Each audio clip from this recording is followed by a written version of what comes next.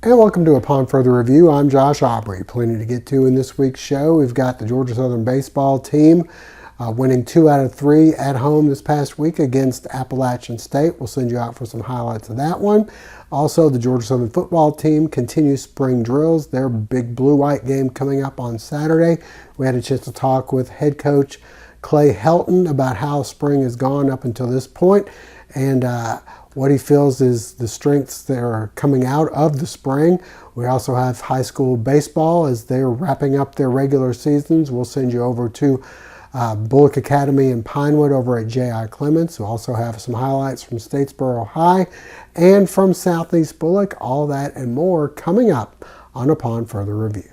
And a reminder before we go to break, hopefully you'll never be in an accident, but if so, please give our friends at the Sullivan Law Firm a call, 912-489-8888, or online at thesullivanlawfirm.com. McCooks Pharmacy, located on Highway 80 East, is family owned and operated by Lynn and Janie McCook, as well as their son, Josh McCook. Serving the Bulloch County area since 2005, McCooks Pharmacy offers fast and friendly service where the customers come first. Vaccinations are available, including shingles, flu, pneumonia, and Tdap. Drive-through service is available with 2 drive-through windows for your convenience. McCooks Pharmacy offers free local deliveries, and new customers are always welcome. Continuing the tradition of our family caring for your family, McCooks Pharmacy, Highway 80 East. Well, the Georgia Southern baseball team was able to take 2 out of 3 at J.I. Clements this past weekend against the Appalachian State Mountaineers. Let's send you out for some of the highlights. Matthew Kaminsky, the organist for the Atlanta Braves, on hand for Georgia Southern and Appalachian State, the first of a 3-game series. We pick things up. The Mountaineers up 1-0. They'd add to it. Jonathan Zureb singles to left. The Mountaineers grab a 3-0 lead. Later, the Eagles get a run back. Jarrett Brown doubles down the left field line. Jesse Sherrill will hustle all the way home. And it's 4-1. We move to the 5th. Appalachian State up 5-1. Alex Aguila takes this one up and away. The 2-run shot made it 7-1. To the 7th we go. The Eagles cut the lead to 7-2. Noah Ledford with the bases loaded. He walks. That brings a run in. And the Eagles get a couple more back as Corey Dowdell singles into left to cut the lead to 7-5. But Appalachian State adds a couple more, and then it's Xavier Moranta capping off a 3-for-5 game with the RBI single to left, and the Mountaineers would take game 1 by a final score of 10-7. We move ahead to Saturday, the first of a doubleheader, and the Eagle fans enjoying the new deck in right field. The Eagles enjoying an early lead. Here in the 2nd inning, J.P. Tighe down the left field line. This one is good for a triple. J.D. Kaiser comes all the way in to score, and it's 1-0. On the mound for the Eagles, Mitchell Gross looking sharp. He'd go 4 innings, allowing only 1 run while striking out 5. He'd get some offensive help off the bat of Corey Dowdell, taking this one for a ride down the left field line, the 2-run homer, and it's 3-0. Georgia Southern on top. We move ahead to the 4th with the score 3-1, and Jesse Sherrill with the bases loaded single to center.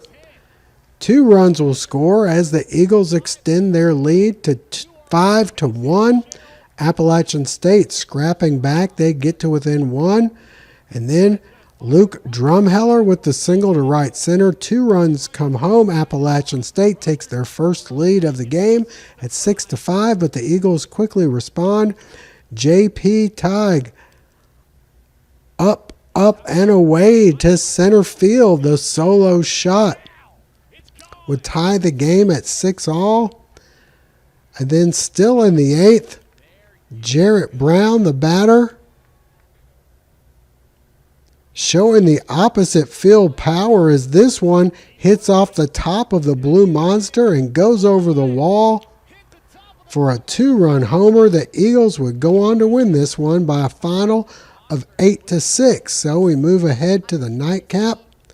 Georgia Southern looking for the series victory. On the mound, Anthony DeMello. He'd go 2 innings with 4 strikeouts, allowing no runs. The Eagles would provide plenty of offense in this one. We begin with Noah Ledford, the RBI single to center. The Eagles up 1-0. Corey Dowdell continues to swing a hot stick. The RBI single into left center. It's 3-1. Next, Blake Evans. He singles into right field. That would bring home Ledford. The Eagles getting a good performance on the mound from Javon Ray in relief.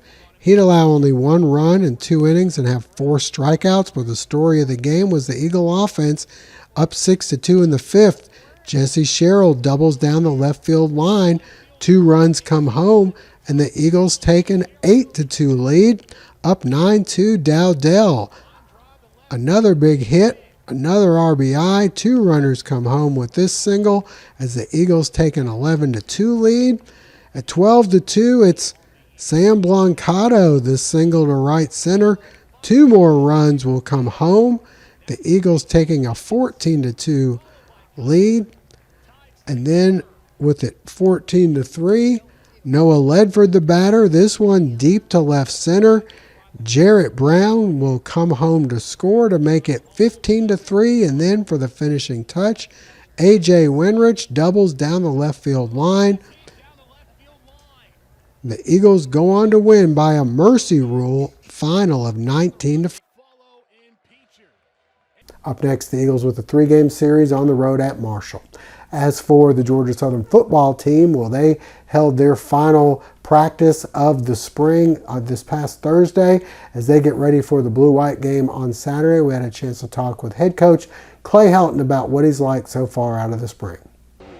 Yeah, probably the biggest areas of growth have been defensively. You know, anytime that you hire a new coordinator and with about a week before spring ball, that's where you're going to see the biggest area of growth, and there needs to be continued growth. This is practice 14 today.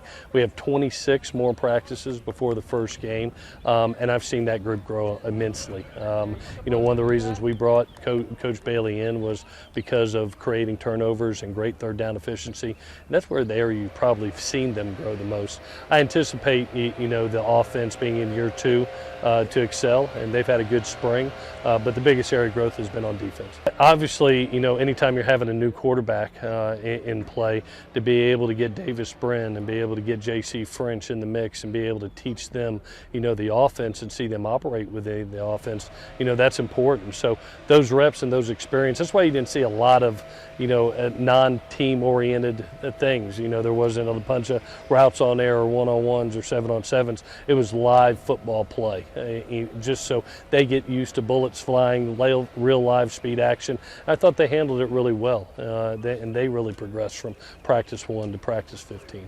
We're a deeper offense as far as the wide receiver position. That's where I feel the most.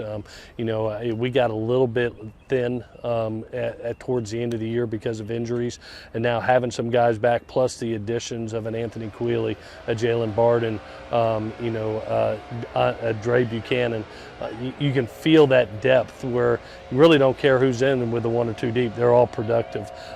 It's been good to have a Terrence Gibbs in the running back room and be able to have another big back that fits that mold of a Jalen White. You have, you know, you're going to have an Amario Arnold that's a home run hitter, unbelievable at the backfield, but to have another big back really helps us. Expected the offensive line to continue their stellar play. You know, coming after a year of only 7 sacks with 600 throws, you expect them to be on point, and I thought they were. You know, you got a lot of starters coming back off last year's offensive line. Chandler Strong, I think, has done a wonderful job at being at the center position and filling in for Logan. But it's been a really nice spring for our offense, and they've been ultra productive, which you expect. And stay with us. Coming up next, we'll visit the high school baseball action.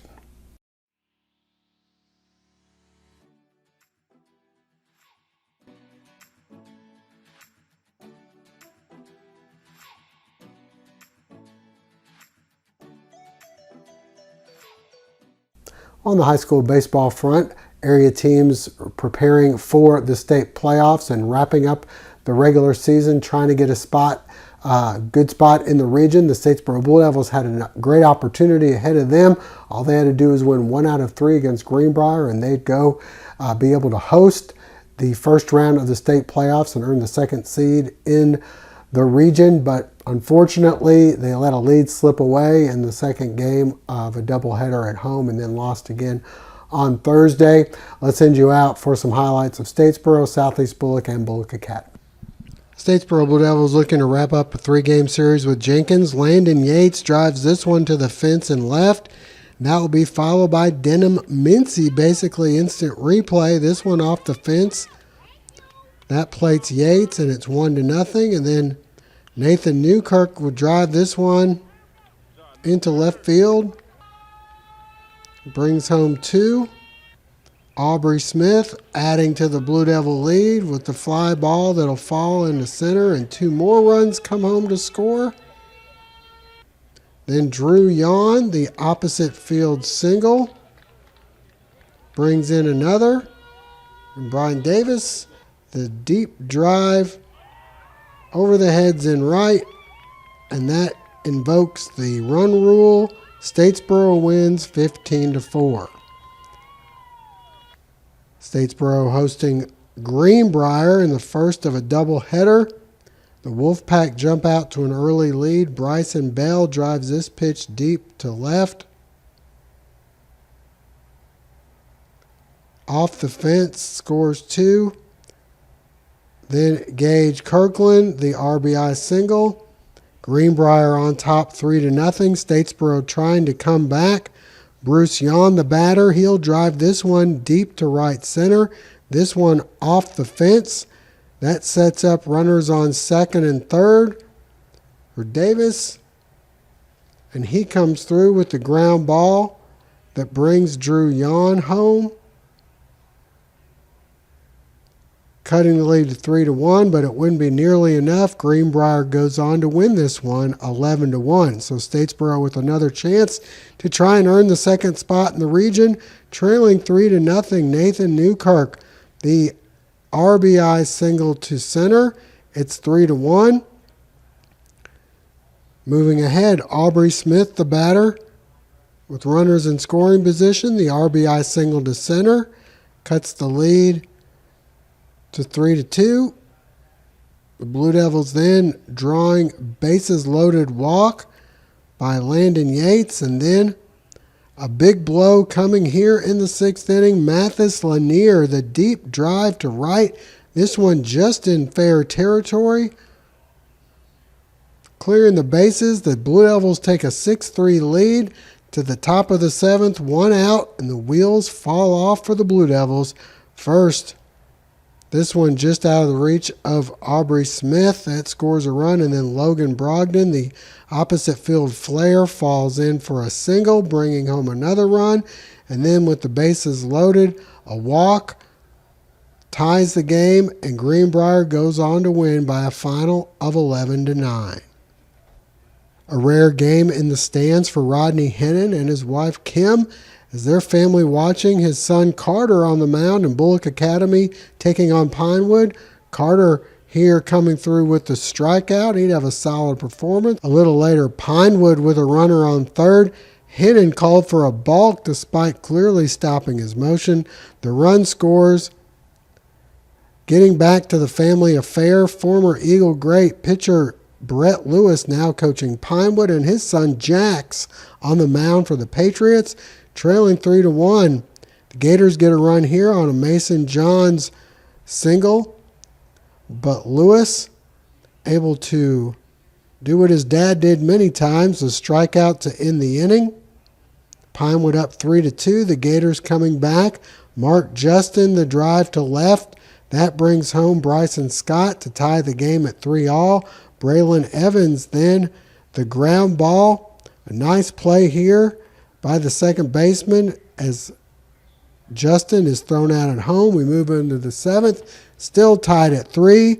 Hennon, the strikeout to end the inning, giving his team a chance. And Mason Johns drives the single into left. Then Landon Brooks, the ground ball to short, looking for the force, but the high toss.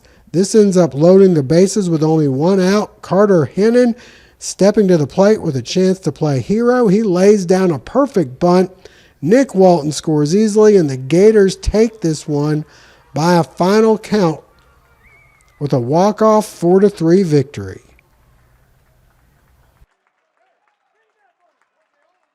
The Southeast Bulloch Yellow Jackets with a important region game against Burke County. A good crowd on hand, trailing 4-0.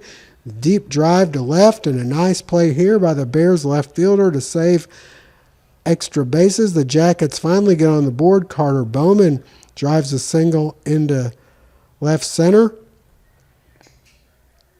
On the mound, Gage DiGiovanni here with the strikeout. Later with the score 4-2 in the top of the 7th, Burke able to bring in another run with a double into left, and they'd end up winning by a final of 5-2. Elsewhere on the soccer pitch, the Portal Panthers hosting Macon County in the opening round of the state soccer playoffs for the boys. Check out Nehemiah Reyes just going through the defense, takes the pass from Kyle Haddock and puts this one in for a 1-0 Panther lead. Moments later, Jose Sanchez just misses this one. A nice stop by the keeper. And then it's Sanchez getting taken to the ground. No call in the box. But a little bit later, Kyle Haddock, Sanchez, nice block. But there is Rashawn Jones there to put in the goal as Portal opens up a 2-0 halftime lead in the second half. Portal up 2-1. And check out the moves here as Sanchez feeds Haddock for the goal. 3-1, and then the pass ahead from Reyes to Sanchez, who runs it down, puts a little move on here, and trickles this one past the keeper. Portal up 4-1.